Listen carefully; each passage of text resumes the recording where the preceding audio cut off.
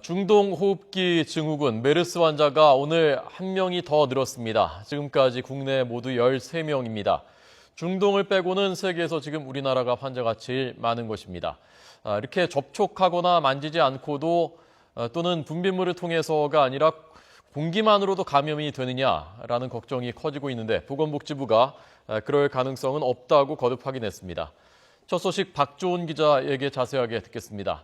박 기자 나오십시오.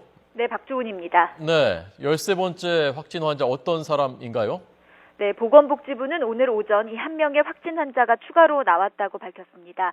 이 환자는 12번째 확진 환자의 배우자인데요. 지난 15일부터 17일 사이에 비병원에서 배우자를 간병하는 과정에서 감염이 된 것으로 추정됩니다. 이에 따라서 지금까지 확진 환자는 모두 13명으로 늘어났습니다.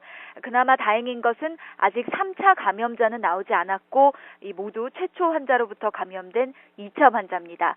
또 이 비병원 그러니까 최초 환자가 두 번째 입원했던 병원에서 이 감염자가 집중적으로 나오면서 보건당국이 비병원 소재지에 대응팀을 보내기로 했습니다.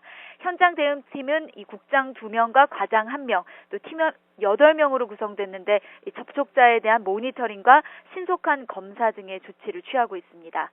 네, 이 13번째 환자도 그렇고 12번째 환자 이 부부가 다 그러니까 첫 번째 감염자 중동 다녀온 그분하고 같은 병원이긴 하지만 다른 병실에 있었던 분들이란 말입니다. 그래서 공기로도 감염이 되느냐라고 걱정하는 분들이 많은데요. 그 부분에 대한 오늘 정부의 설명 자세히 좀 전해주시죠.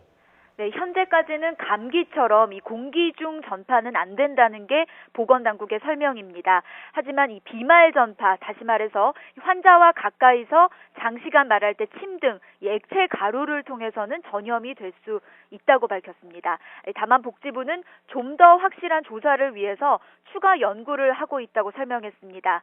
이와 함께 어젯밤까지 127명이던 격리자 수도 더 늘어났습니다. 다만 최초 격리 대상자 가운데 6명은 오늘 새벽 6시를 기해서 처음으로 격리가 해제됐습니다. 네, 지금 경기도 어디 지역에서 이 환자들이 늘고 있다, 어느 병원은 뭐가 폐쇄됐다 이런 사실과 다른 괴담들이 계속 돌고 있지 않습니까? 그 스마트폰 통해서요. 병원들이 어려움이 굉장히 많다면서요?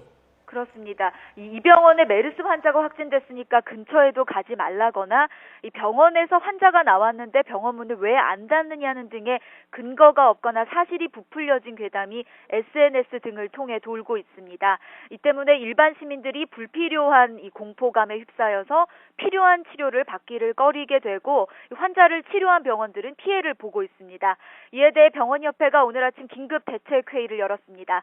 이 회의는 대형 병원 주요 병원장들 10여 명이 참석한 가운데 열렸는데요. 회의가 끝난 뒤 박상근 회장은 시민들에게 불필요한 걱정과 우려를 너무 하지 말아달라고 당부했습니다. 또한 의료진들은 확실한 보호 장비를 갖추고 보다 적극적으로 환자들을 치료하자면서 의료계 스스로에게도 다짐을 하기도 했습니다. 지금까지 사회정책부에서 YTN 박조은입니다.